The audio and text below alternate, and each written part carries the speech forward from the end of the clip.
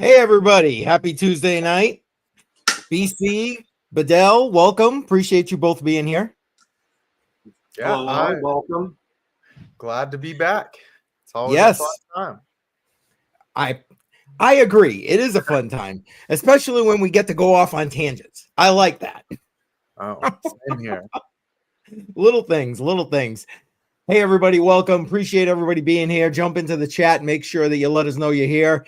And don't forget, take part in that poll. I'm curious to see what the verdict is on the poll I put in to see if you store your crypto on an exchange. Now, and there's a clarifier in there. Crypto, you're not actively trading because, I mean, if you're trading, it needs to be somewhere. So I get it if it's on an exchange at that point. But if you're just storing crypto on an exchange, so make sure you take part in that poll. I'll be interested to see.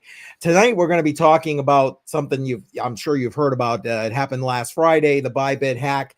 I'm going to kind of bring around a couple of things here because I think there's a little bit of a trend with regard to these type of hacks coming on in the space. And then I want to go and talk about, and this is where you may find us going off on a bit of a tangent, talking about the potential rollback of the Ethereum blockchain. But I'm not going to get down that road just yet. So we'll hold on to that a little bit. Don't forget, smash up that like button. Appreciate everybody. Appreciate it.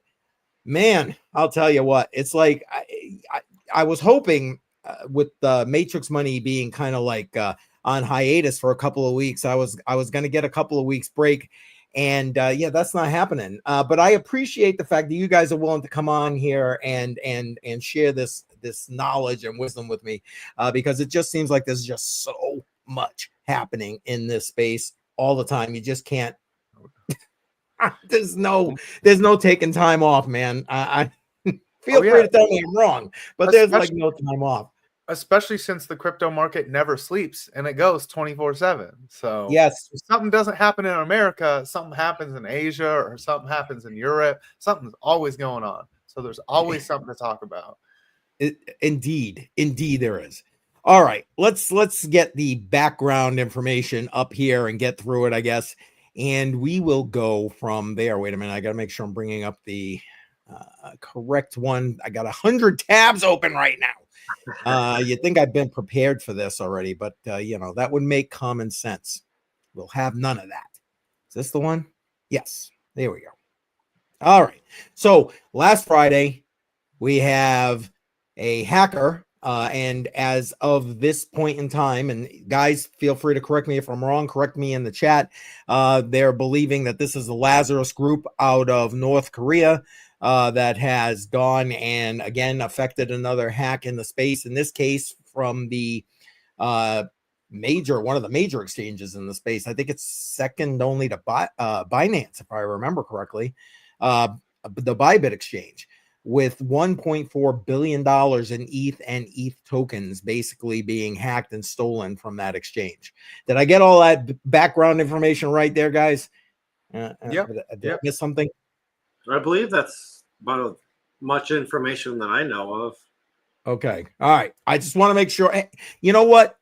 There's so many people on top of this, which is, you know, that's part of what's great about this, being in this space and being part of being able to track stuff on a blockchain, is being able to have so many sleuths, so many investigators peering through the blockchain to be able to go ahead and see what is going on, tracking money through wallets. I mean, it's what the space is supposed or meant to be, right? I mean, I don't know. I appreciate the fact that that ability exists and that there are people out there, people like XeggeX, for example. He's always all over things like that when these kind of things happen.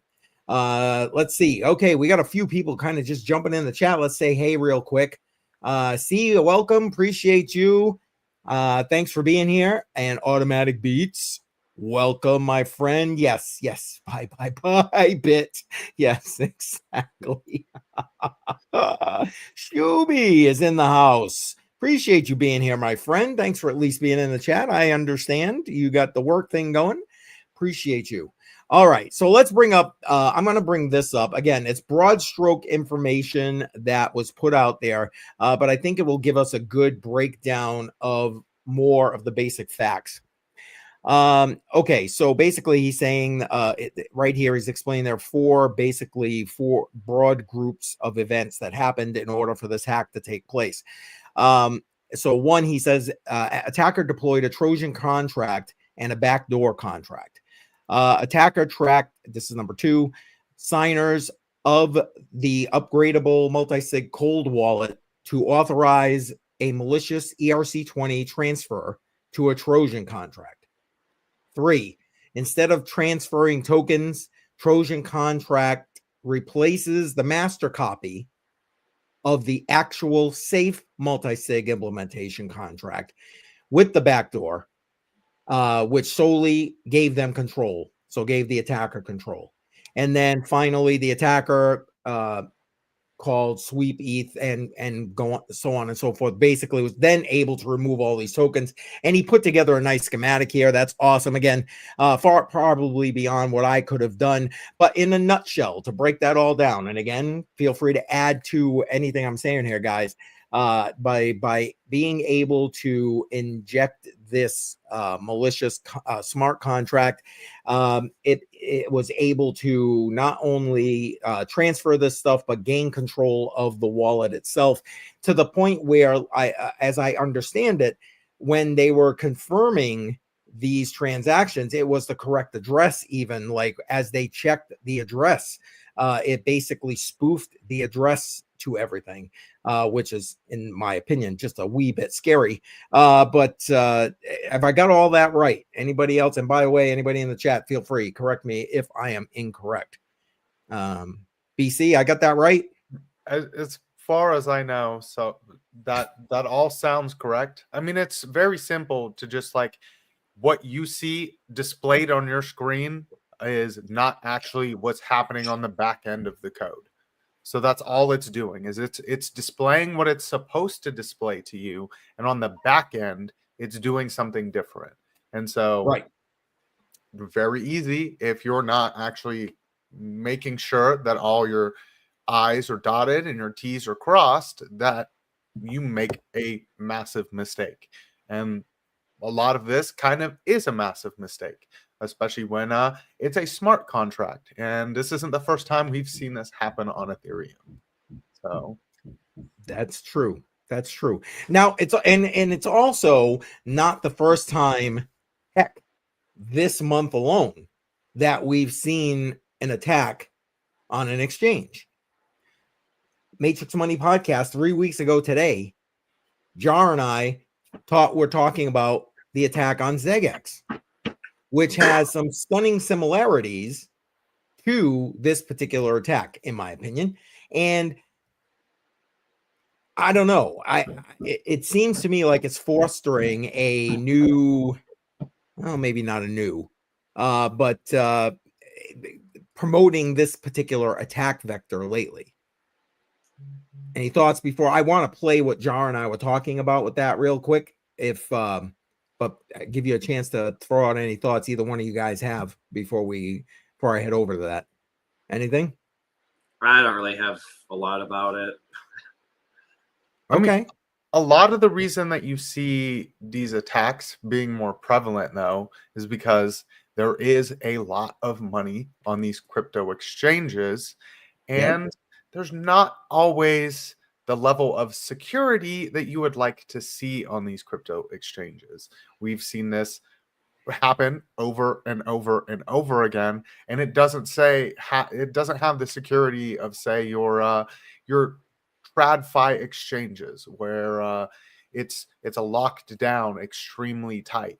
So it's an easier outlet for them to try to attack and get some free money out of.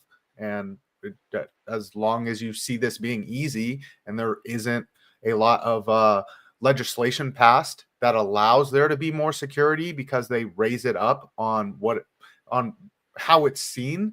Is it actually a financial asset? If then it is considered a financial asset, you'll have more security in there, and these companies will be forced to have extreme layers of security that they don't have right now. So I can see that argument. I don't know. I'm not a fan of the whole centralized exchange in the first place. I mean, I get it. It was a necessary evil, especially as this was a developing, right? I mean, developing industry. And I get it even to today. What's the easiest way to onboard somebody with crypto? Yep. Centralized exchange, go to Coinbase. I get it. I get it. But I don't know. I guess to some degree, and maybe for the immediate time being, yes, I see what you're saying, and that potentially could be a help. I hesitate. My hesitation is more on the personal privacy end with the whole KYC thing, and that's where you're feeling and hearing my hesitation with regard to this. It's not so much about the security; it's about that. It's about personal privacy with regard to the space. But I want to take a quick minute. This section is about, I don't know, 2 minutes long or something like that, where Jar and I were talking about XeggeX, and I just want to he really highlights quickly what the issues were with XeggeX, and then I want to talk through how XeggeX has handled this since, and to where we are currently in the ByBit situation with how they're handling it, if that's all right. Let's share this bad boy right here and let this go for a second. From my personal perspective with XeggeX, it's been extremely positive. I went through the whole KYC process and everything else because there's KYC on the platform. Yep. Transactions, usually no issues. Withdrawals within the limits are no issues. Yeah, I've had a few tickets open up for some funds that were missing. They were addressed immediately. Everything. Can you slow the speed down a little bit? Oh, I didn't realize I had it on 2x. Sorry, guys. It'll help them shine. At least in this space, this is what you want to see, is like an active, open communication with your customer base. So I'm hoping to keep it up. I agree, and I'm happy to see that they are communicating. I mean, so that's a plus. When they stop communicating, you and I know we've been around long enough. That's when the problem. That's when the problems come. And like, here's the thing: you're mining Caspa, and say you're mining it to this exchange, and you don't have access to your account, and you're watching Caspa go from 12 cents to 9 cents to 7 cents, and you can't do anything about it. That's gonna hurt. So I agree. There's going to be some frustrated people. Just so you guys have context to this particular piece, we had just been through the charts, and he was crying because Caspa was being crushed in price action at that point. And he does make a good point. You know what? I'm gonna just pull this back for 1 second so we can chat about this. He was talking about miners mining directly to exchanges, and in this case, we were talking about mining to XeggeX. And though it's always recommended not to do that kind of thing, let's be honest, miners do that. That's just the way it is, so they can just sell it and do their thing, keep the money flowing. But to your point earlier, BC, basically you were talking about, increasing the security and regulations around it, because at the end of the day, this is a honeypot, as literal as a honeypot can be, with not only the funds from the exchange, but now you got miners mining their funds into this exchange, right, to add to what they hold there. You've got people who use the exchange like a bank, which is only adding to the amount of the honeypot right there. I don't know. Any thoughts you want to throw out about that? I don't know. If I was mining, I'd definitely be mining to a personal wallet. I wouldn't be mining to an exchange, but I don't know. I don't do a lot of mining. You're talking about places like a Binance, which deals with a $42.56 billion daily. ByBit was almost $6 billion daily. These are a giant place where you could very easily have bad actors attack a lot easier than other places. It doesn't help that centralized exchanges are kind of the antithesis of crypto, but for right now, they are extremely needed if you want to push crypto further. So there are time periods where you need centralization in aspects to kind of progress crypto to a further spot. But what it does is it allows for these giant pools of money to be easily attacked. Or it not even just like the exchange and a hack like that, where all they need is a phishing attack, which happened with Coinbase quite recently. There was a phishing attacks, and all you do, it looks like a legit link. You click on it for your login, your account, and boom, funds gone. And they're going to keep doing this until there's higher levels of security on there. So, Well, I mean, you always, well, I would like to think that you'll always have the human quotient involved in this process. And when you do, I mean, bottom line, you remember that show? You are the weakest link. Yes, that's us. We are the weakest link in the chain at that point. And I didn't even realize this. Automatic Beats, excuse me, put this up. Femex Exchange was hacked last month for 85 million. How did I miss that? I wasn't even aware of that. Oh my goodness. Okay. Well, thank you, Automatic Beats. That just adds to my point, I guess, with regard to XeggeX and ByBit and so on. So let me ask you this, BC. Do you mind? And if so, do you mind to an exchange or I'm not trying to dox you or nothing. I'm just I have not mined anything since high school. So okay.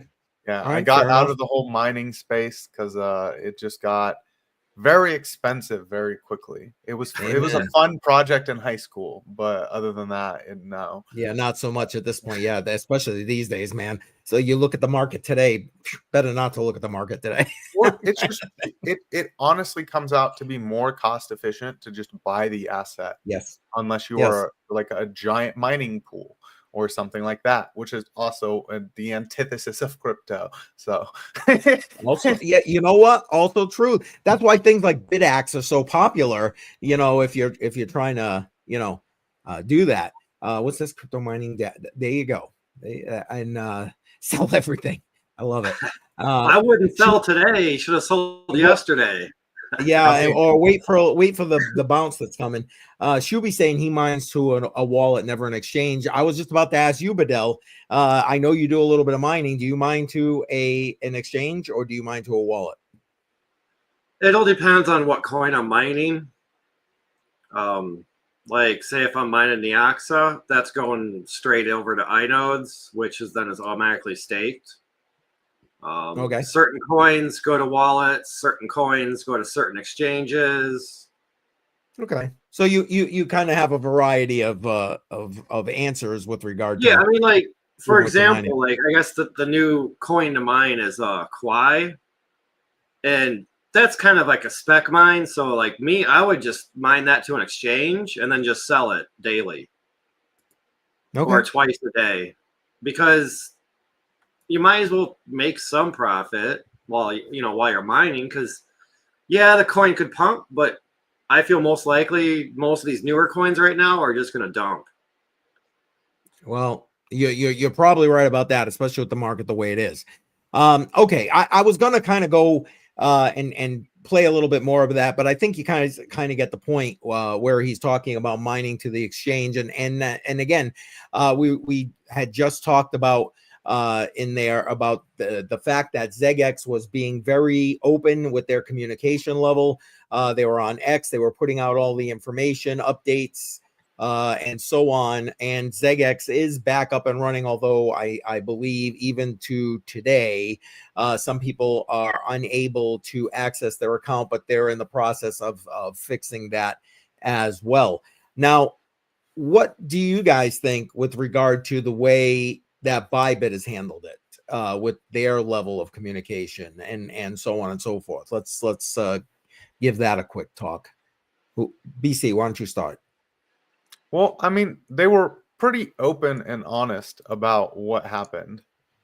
They just haven't been overly transparent about the back end of everything. Because I know they say they're like, oh, well, you don't have to worry. All of everything is back to 1-to-1. So we will give you your money back. But it turns out that even if it is back to 1-to-1, that might not necessarily be how you're going to get your money back. And that kind of dives into that whole rollback that they've been talking about. So we can dive into that one a little bit later. I know you wanted to kind of well, because to me that is a huge conversation right there with regard to rolling back the Ethereum blockchain. But now, correct me again if I'm wrong, but did they not? They have anybody who's wanted the funds that were still there. They've been able to get that off. There may have been delays, but there's been no. You can't get your money yet as far as I'm aware, correct? Yeah, there's been none of that so far. Okay, I thought so, and again, things that to me are a positive to them, and like you said, they've been very communicative. Even the help me, CEO guy came on. Matter of fact, I got a quick clip from him. Let me bring that one up. I wasn't going to bring that up right now, but why not? We're talking about it. Let me bring it up. Hang on one second here. This is from another tweet here. Let me just run that. Someone's asking who will cover the loss. We will try our best to chase the fund, and we also rely on your help or our partners' help. And then we will, of course, seek legal and also police support to recover this fund. But again, worst come to worst, our client's fund is not going to suffer. We will cover it with our company treasury. Okay. Okay. So, I mean, I think that's the most important piece of that whole extra clip that he did. He was actually live for like, I think, an hour or over an hour, taking questions and so on and so forth. But to the point, like we're just saying, there people have been able to take out funds with probably the exception of but I even the hack funds that I'm not aware of. I don't think so. I don't think they've replaced that yet. I think they've tried by getting loans that they had loaned out back to them, that kind of thing, from other exchanges. But I'm not sure that that's 100% complete even at this point. And again, anybody feel free to correct me if I'm wrong. But I am drawing correlations to how, for example, XeggeX handled their public walkthrough for customers, try and maintain people to be calm and keep the FUD, if as I'm using my air quotes, to a minimum. And the same thing here with regard to ByBit. And again, all things being equal, I'm surprised pleasantly with the way both of these have gone so far, because we've seen much worse, a la FTX, for example, which was just a nightmare for the space. And with the space being in the point it's in right now, we don't need more of that. That's just not going to be helpful at all. Now, I want to bring up one other piece that to me, again, I think probably maybe it was in place and not promoted. I have no idea. But as far as I'm aware, this is new because this is related specifically to the hacked funds. Basically, they're offering a bounty, and I thought it was 10%, not 5%. It is 10%. Yeah. Okay. For anyone who can help with regaining access to the funds. And I mean, I don't know, another winner chicken dinner to me. You guys feel free, chime in on that. Give me your 2 cents. That'd be a nice little paycheck. You mean a fat paycheck? Yeah. Yeah, exactly. That's what Automatic Beats even said. He was like, that's a fat paycheck. Yeah, exactly. Fat paycheck and extra fat paycheck. And yes. This is the route that they normally use when there's exchange hacks or loss of funds and dubious means. They go to people that do dubious things for good purposes. So white hacks and things like that. Oh, Those yes. are people that are most likely to be able to find these funds because they run in some of the same circles. So it's going to take time to kind of go about it the right way. There is a very easy way, and that's to roll it back. And that's what no one wants to see. Exactly. I doubt Ethereum even wants to roll it back, but like they have no problem rolling it back because they've done it before. And they've been there and done that. Exactly. I think all that'll do is destroy the reputation of both ByBit and Ethereum. So I agree. And I just wanted to point this out that the wallet addresses are already public, like they've blacklisted the addresses, and they again have put out the 10% bounty. It says it right here for white hat hackers. Say that 5 times fast. And and yes, clarifying in this Cryptos R Us tweet that it is was the Lazarus group. But the wallet addresses, the bottom line is the wallet addresses are out there. So the ability to be able to track these funds is out there for those who are these blockchain sleuths, you know, and snoopers and so on. But you know, this is what I'm going to bring this up now because we keep hitting on it and teasing it, and it's literally been the thing that made me say, okay, I guess we need to talk further about this, because I'm sorry, I'm just going to put it out there, and then all three of us can just like go to town. Okay, if you can roll back your blockchain, you are not a decentralized blockchain.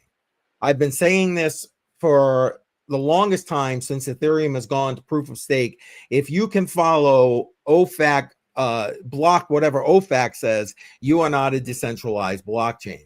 You have done this before. You created Ethereum Classic, and you're going to go and do, when this space is just on the verge of being more widely accepted, you're going to go and kick it in the wallets down, and then you're gonna go and roll this back and make what, the Ethereum level 3. I mean, what are you gonna do here? You know, I'm sorry, somebody, I need a drink. Go ahead.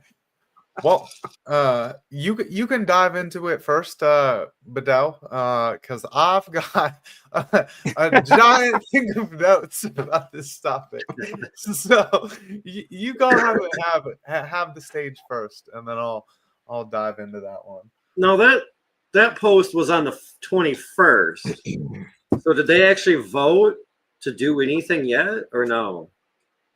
I know of nothing with regard to officially rolling back the blockchain at this point. But my point with including that here today is the fact that they're even sitting down to consider it. Well, I mean, if I remember, ETH has already rolled it back 2 or 3 different times over, I think it was like just security issues or something minor, but it's like you still shouldn't do that. And then on that post, there was also about deleting the ETH address for the hackers.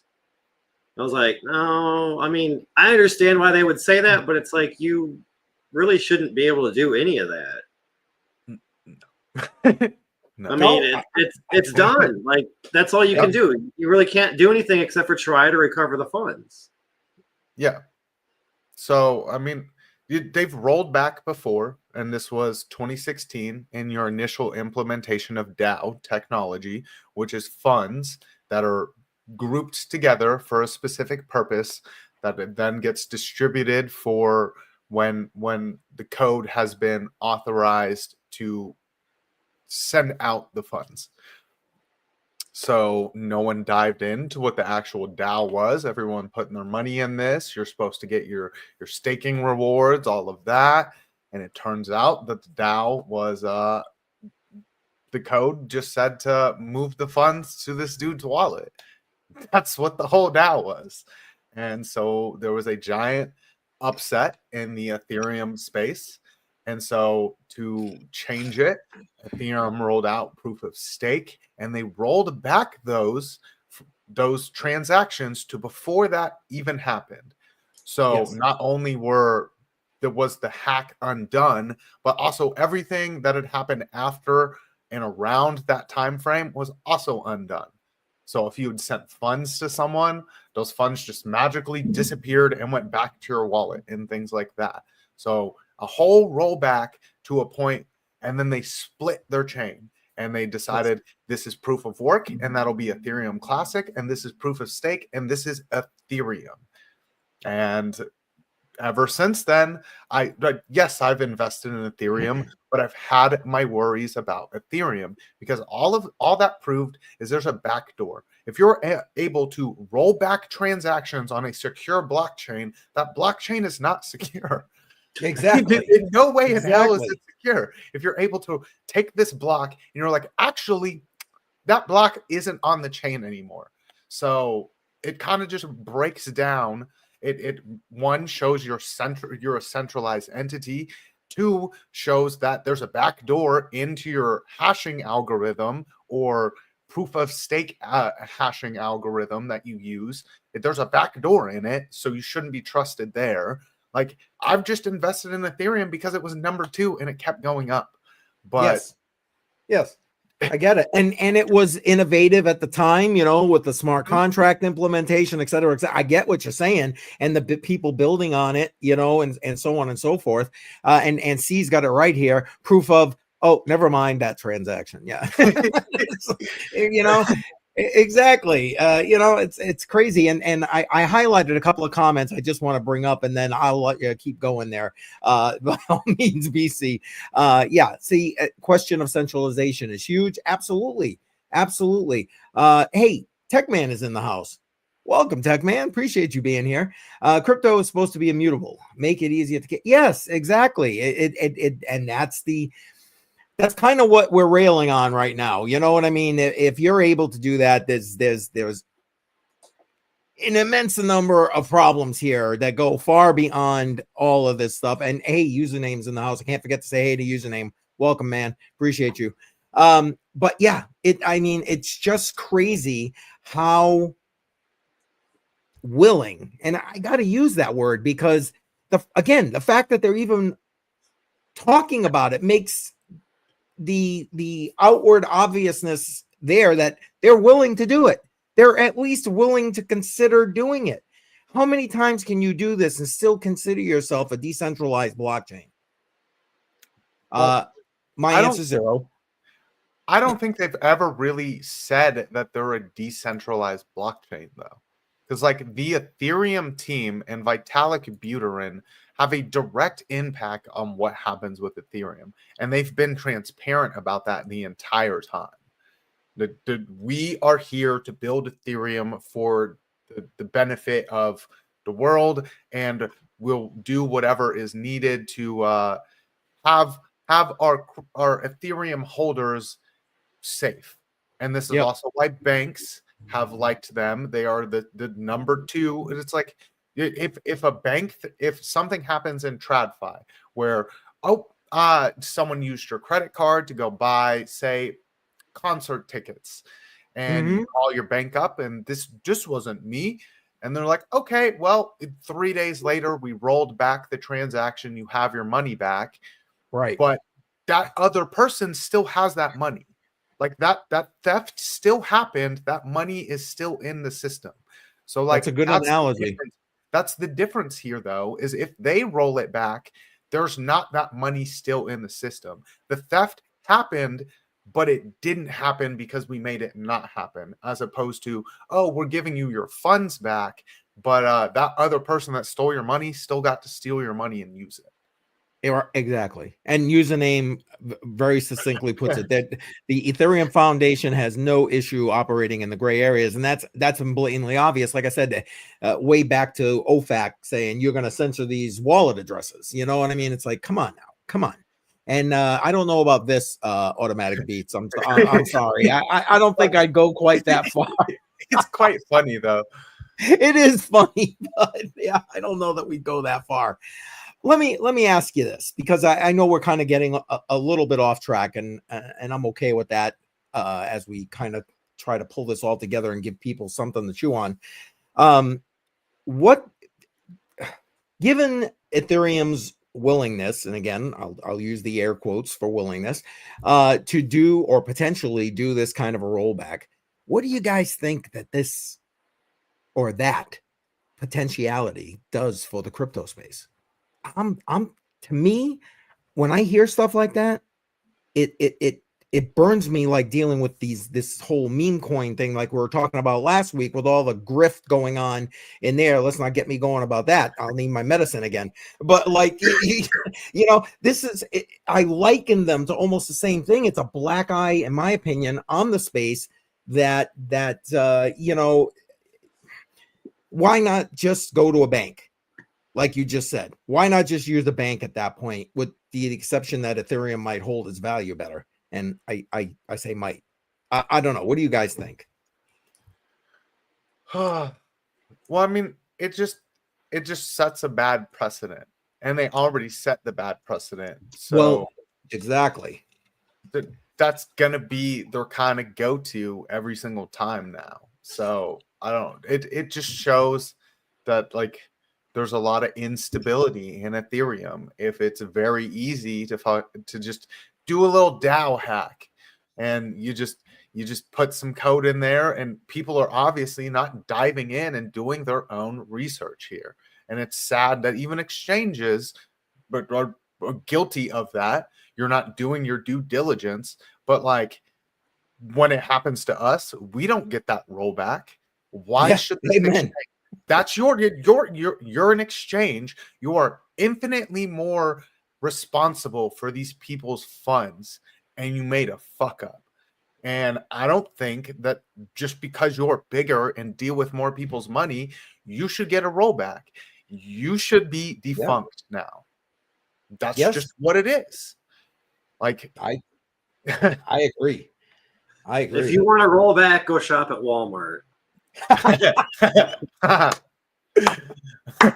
There you go. There it is, right there. There it is. Listen, I mean, I know I'm trying not to get back to last week when we were chatting, but I mean, let's be honest. Most of what was happening last time was that we were discussing last week was happening on what chain? Solana. I'm gonna say it because I don't give a shit. Okay. and what the hell is gonna stop Solana from freaking doing the same thing? Because there ain't no two ways they're gonna convince me that they ain't as centralized as the Ethereum and don't have the ability to roll it back like Ethereum. So and I guess that comes to my question from earlier. How do you think it affects the space? Because I don't know. Tell me you think I'm wrong. Either one of you guys, that I think there are too many blockchains. There we go. I'll use my air quotes again in this space that are not legit decentralized blockchains. And unfortunately, I think that's where a lot of the build and hype is happening on those blockchains. And I don't care. I just throw out two of them: Ethereum and Solana.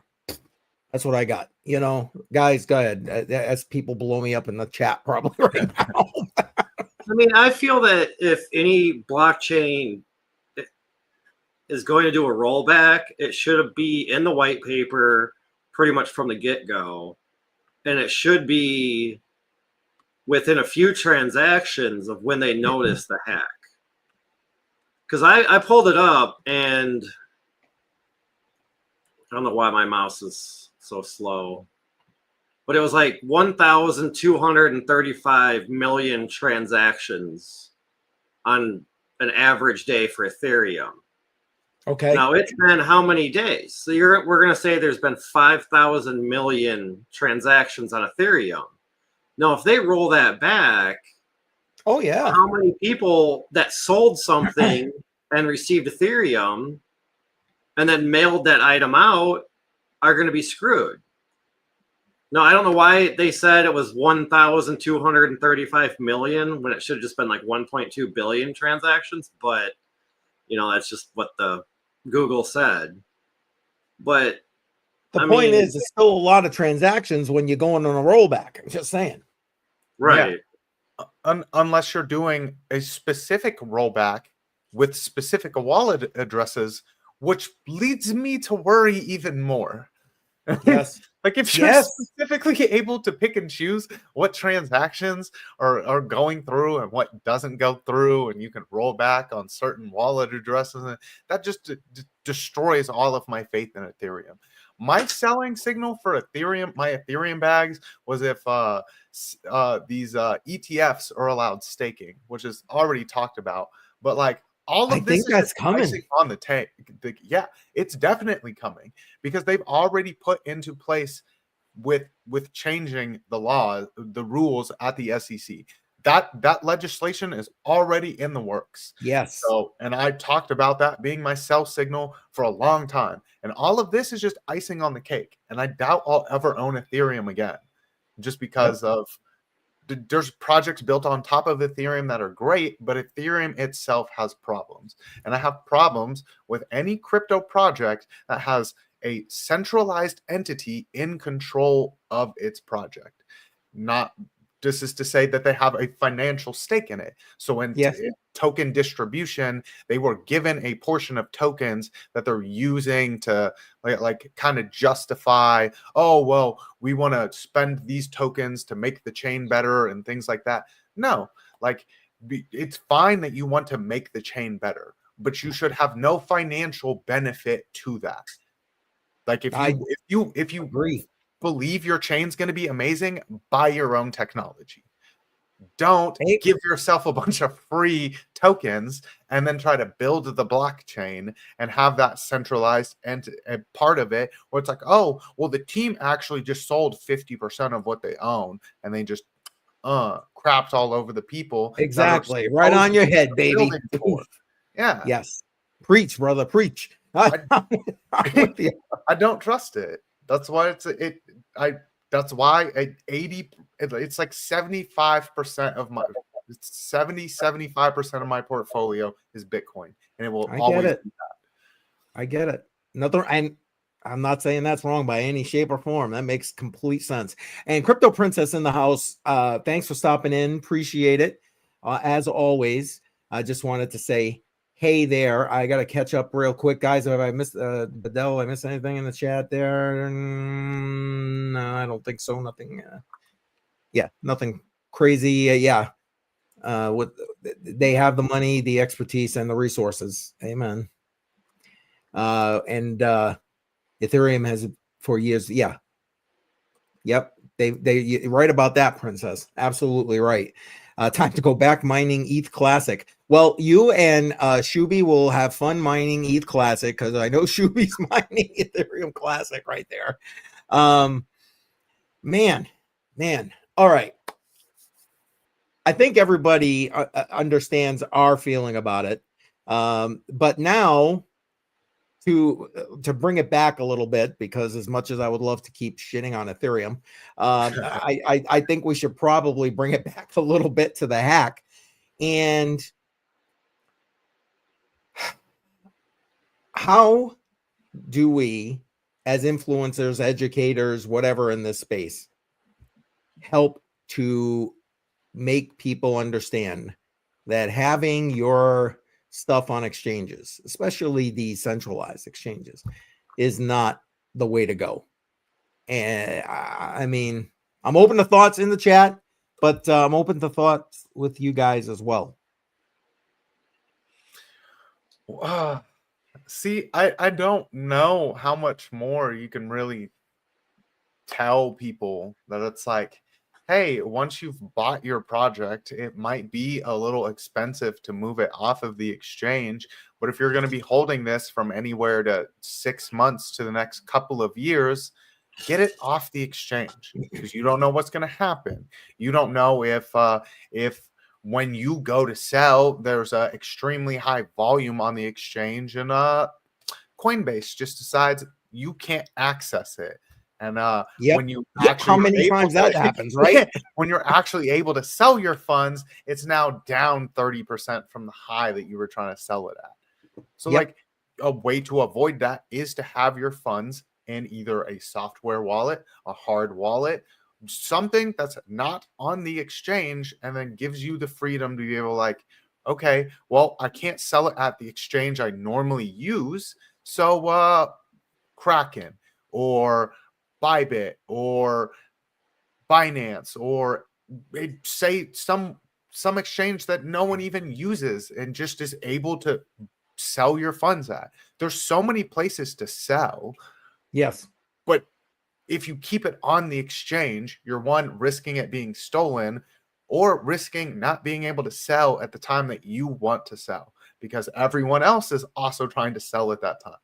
So there's a lot of shady activities that happen with those centralized exchanges too. You can also use a DEX.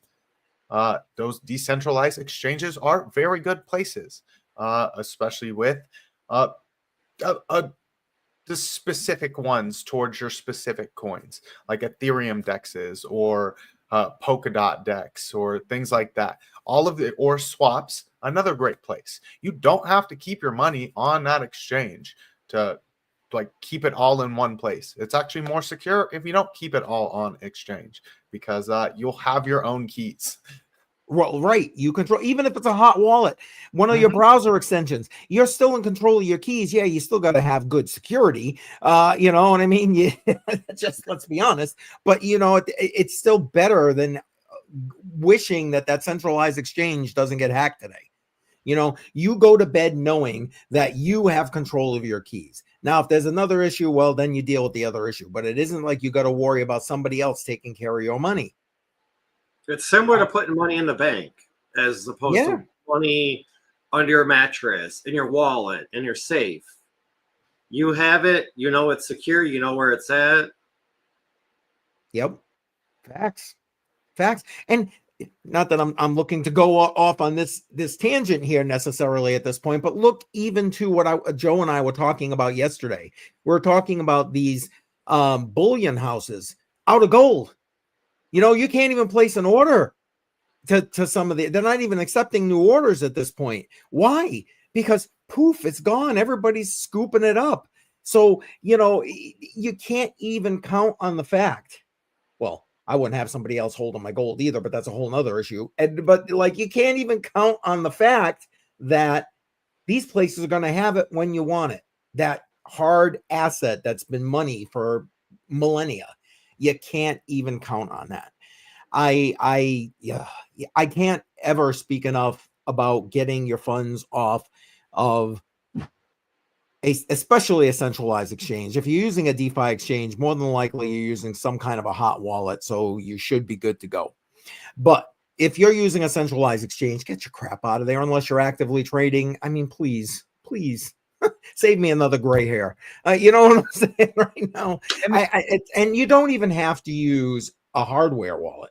I mean, yes, I like hardware wallets for that deep hodl stuff. I mean, you know, you take it, you put it on there, and you forget about it. Again, Tangem, if you're interested, link in the description. But something as simple, I mean, I'll just throw it out there.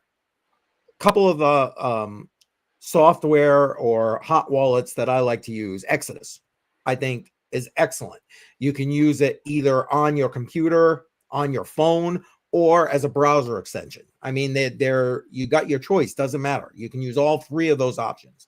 I like MetaMask. Obviously, if you're interacting with Ethereum, well, you know, I'm not a fan of how they set up MetaMask. I'm not gonna lie, I don't keep a lot of stuff on MetaMask. I use it for what I need to use it for, and then I take my funds off the MetaMask. And maybe that's a live stream for another time, because you know, they're using stuff like Amazon Web Service and so on and so forth to help facilitate the operation of that. So again, not trying to get down that rabbit hole, but at least pick something like, for example, Exodus. It's free. It's free to download. You own the keys. Back it up properly. It's all you. I mean, do you guys have any other suggestions that you would throw out for people, whether it's free or whether, you know, even if it's like a Ledger, Trezor, or whatever? So, you had mentioned DEXs and connecting your wallet to it. If you're going to be connecting your wallet to anything, make a brand new wallet. Move your funds over that you want to be using with that wallet. Connect that wallet to the DEX, because you don't always know what you're clicking on, and it's a very easy way for you to click a fake link, because this happens a lot, and then you're out all of your funds instead of just the little funds in the wallet that you would just put in there. So there's nothing wrong with having lots of wallets. I actually recommend it. I have lots of wallets. They don't always have money in them, but they are for specific purposes. If I want to move money from here to here, and it's an intermediary, and it's going for this purpose, this wallet gets used. So like there's a chain of wallets that I use for specific purposes, and that's how I keep myself organized. Whether it's going back on exchange, or it's going to be moving from this to a swap to go back into something else to then get moved back. There's routes that I use to kind of keep myself safe. And that's what crypto's all about. You're in charge of your money. So if you're going to be in charge of your money, why don't you take as many steps as you can to make sure that you are removing yourself from the possibility of bad things happening, whether that's taking 2 or 3 steps back from the exchange, the DEX that you're using. That's fine. You might not have that instant, oh, I can click the sell button, but like, you also can't have that, oh shit, I logged in a said exchange and my funds aren't there. Yeah. No, facts, man.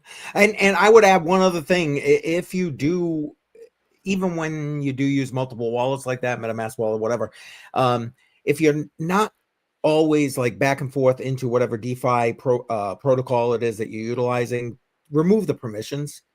Remove the permissions from that wallet or from that protocol. Oh my goodness, I think it's time for me to wrap this puppy up because of my I'm getting all tongue-tied here. But yeah, remove the permissions, because when you first connect to that protocol, you're going to have to give it permission to be able to interface with your wallet. So if you're not actively using it, that's another way to be safe, is by removing that permission. So listen to what BC said. That's all good information. Badel, anything else you want to add with that? And I'm just going to throw in here real quick, a Shuby just put, I don't know what happened to my, where did it go? Shuby said he uses Zelcore. I'm not familiar with Zelcore, to be honest, so I can't even speak about it. But Badel, anything you want to throw in about hardware wallets, whatever, software wallets, any of that? Just that I need to get a hardware wallet. And I'm not a big fan of MetaMask. I mean, I started, with that for a couple transactions, but with it just being an extension of the browser, like you said, you got to allow permissions, and then you use it, and then you remove the permissions, and it's like, it's just another step, I feel, to keep yourself safe, but you also shouldn't have to do that, I feel. But well, it would be nice if we didn't have to do that, but again, like anything else, you're only as safe as you make yourself, I guess. And yeah, and to Techman's point I was right going to here, highlight that and say, like, just don't ever keep everything in one place. Exactly. That's what BC was saying. He's got several wallets, and it makes sense. It makes sense. And so do I. You know what I mean? I got, hot wallets. Like I said, I use Exodus. Sure. But, I don't have more than a couple $100 in Exodus, because that's more the money that I'm using to pay for things per se. You know what I'm saying? So I have quicker access to it. I can access it on my phone or my computer. It doesn't matter. You know what I mean? Boom, boom, boom. Pay what I got to pay. But any of that stuff that's like, set it, forget it. Like I said, my grandkids will get it when I'm dead, is in a hardware wallet. You know what I'm saying? It's like, boom, that's it. It is what it is. I don't know, guys. Have we sufficiently beat this puppy to death right now, or what? Or do we got to bring it up? All right, username, there it is. You are correct. I do use Tangem. Hardware wallets are Tangem. That is correct. You ever going to come out with the Tangem Ring video or what?